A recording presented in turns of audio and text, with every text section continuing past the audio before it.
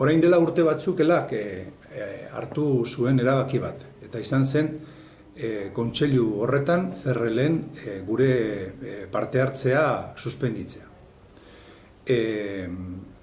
Erabaki hori hartu genuen, ez geunden ados, han gertatzen zenarekin, eta abstentzioa, azken finean sindikatuak egin zuena izan zen abstentzioa.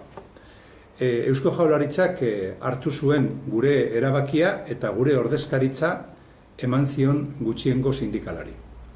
Horren kontra guk aurkeztu genuen helegite bat, eta tribunalak esan duena da guztiz ilegala dela Eusko Jaurlaritzaren jarrera, eta guztiz onartezina dela CRLren aurkeztu zuen txostena.